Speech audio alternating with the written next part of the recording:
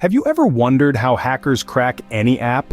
You're not alone. The world of hacking is a fascinating one, where the digital meets the real world in a complex dance of code, creativity, and cunning. The term hacking may conjure images of shadowy figures in hoodies typing furiously in a dimly lit room. But it's not always that dramatic or sinister. Hacking, in simplest terms, is about finding and exploiting weaknesses in a system. It's a practice that requires a deep understanding of how software works, how systems communicate, and how security measures can be bypassed. It's a world of constant learning, problem-solving, and innovation.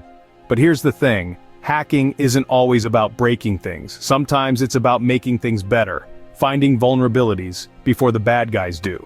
So forget what you've seen in the movies. In the next few minutes, we will unravel the process of how hackers actually crack an application. The first step in hacking is something called reconnaissance. So, what exactly is reconnaissance? It's a fancy word, sure, but in the world of hacking, it's really all about gathering information. You see, before any kind of attack can take place, a hacker must first understand their target. This could be a person, a network, a business, or even an application. Reconnaissance is the equivalent of a thief casing a joint. They're looking for vulnerabilities, weak spots, anything that might help them get in and get out without being detected. This could be something as simple as an unlocked door or a window left slightly ajar. For hackers, the process is a little more involved. They're not looking for physical weaknesses, but digital ones. They're looking for outdated software, poorly configured networks, and unsuspecting users that can be easily manipulated. How do they do this? Well, there are several methods. Some hackers might use something called a network scanner to map out a target's infrastructure, finding weak points in the process. Others might use web scraping to pull information from a website or application, but it's not just about technology. Hackers often use social engineering techniques to gather information. This could involve posing as an employee to gain access to sensitive information, or even just observing a target to learn their habits and routines. Once they've gathered all of this information, hackers can start planning their attack. They'll use what they've learned to identify the best way to breach the target's defenses, whether that's through a phishing attack, a brute force attack, or some other method. But remember, reconnaissance isn't about rushing in guns blazing. It's about patience and precision. It's about understanding your target so completely that you can slip in unnoticed, do what you need to do, and slip out again without leaving a trace. So the next time you hear about a major hack, remember that it wasn't just about the attack itself. It was about the careful and calculated reconnaissance that came before it. Remember, information is power, and in the world of hacking, it's the key to the kingdom. The next technique in a hacker's arsenal is social engineering. This is a method that doesn't require a deep understanding of code or complex algorithms. Instead, it's about manipulating the most unpredictable element in the security chain, humans. Social engineering is a psychological manipulation where the hacker tricks people into giving up their confidential information. It's not about cracking codes, but about cracking people. It's the art of exploiting human psychology and our natural inclination to trust. Consider this scenario. You receive an email from the bank asking you to update your details due to a potential security breach. The email looks legitimate with the bank's logo and formal language. You click on the link provided, enter your details, and just like that, the hacker has your information. This is a classic example of a phishing attack, a common form of social engineering. Another example is baiting. Here, the hacker leaves a device like a USB drive loaded with malware in a place where it's sure to be found. Curiosity gets the better of the finder who plugs it into their computer to see what's on it. The moment they do, the malware is installed, giving the hacker access. Social engineering can also happen over the phone, with scammers pretending to be tech support or a trusted service provider, persuading you to divulge sensitive information or even allow them remote access to your computer. These tactics all rely on exploiting trust, curiosity, and fear to manipulate individuals into revealing information or performing actions that compromise security.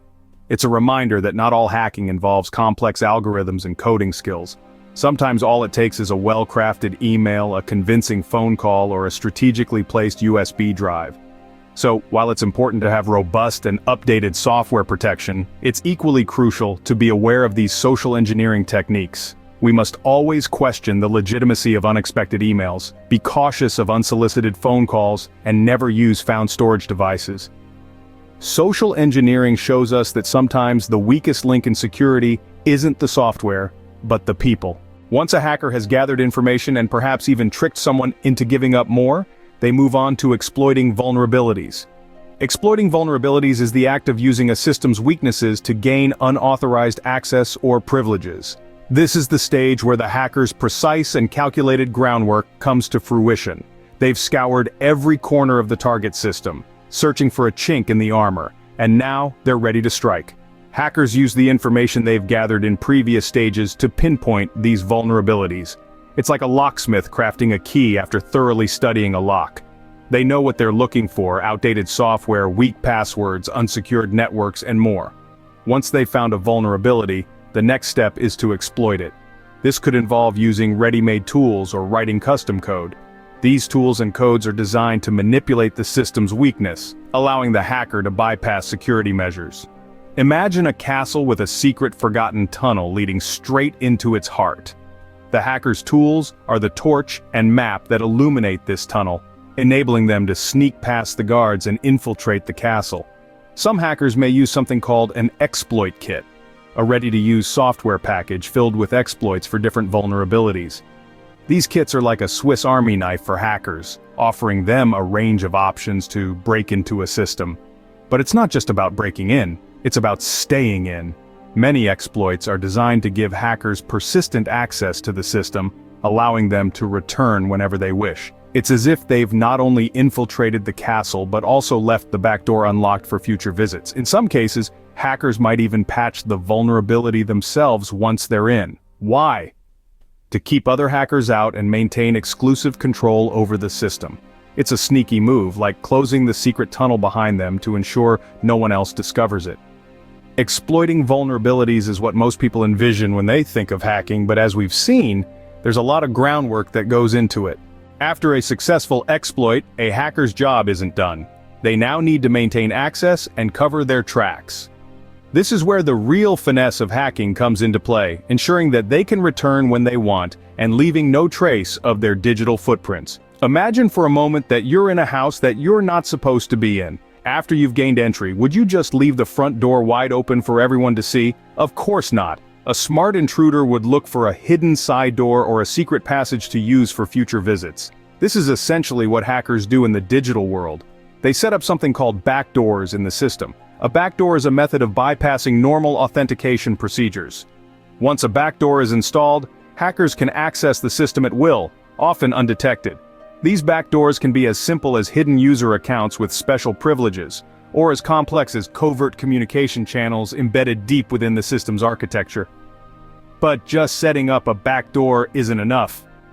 Hackers also need to cover their tracks to avoid detection. Like a thief wiping away fingerprints, hackers need to erase all signs of their activities. They do this by tampering with system logs, which record who did what and when on the system. By altering or deleting these logs, hackers can make it appear as though they were never there, or even better, make it look like someone else was. They may also use a tactic known as rootkit installation. A rootkit is a collection of tools that allow hackers to mask their intrusion and maintain their access. These tools can manipulate system data and processes, making them virtually invisible to standard detection methods. It's a delicate and intricate process, a dance of shadows and misdirection. But remember, every clandestine action leaves a trace, no matter how small. It's the job of cybersecurity experts to find these traces and close the gaps. While it may seem like a game of cat and mouse, the consequences of hacking can be far-reaching and serious. As we delve deeper into our digital age, it's crucial to understand these tactics, not to exploit them, but to protect ourselves and our systems against them. Now that we've taken a journey into the world of hacking, it's important to remember how to protect yourself. We navigated the murky waters of reconnaissance, where hackers gather information unnoticed. We explored the power of social engineering, a manipulative tactic that exploits human error. We revealed the process of exploiting vulnerabilities within apps, and the chilling strategies hackers use to maintain access and cover their tracks. To fortify against these threats, there are some key steps you can take. Use strong, unique passwords and consider a password manager to keep track of them. Regularly update your apps and devices to patch any potential vulnerabilities. Be wary of suspicious emails or messages, as they could be phishing attempts. Use two-factor authentication wherever possible for an extra layer of security. The digital landscape can be a treacherous one, but with the right knowledge and tools, you can navigate it safely. Remember, in the digital world, staying informed is your best defense.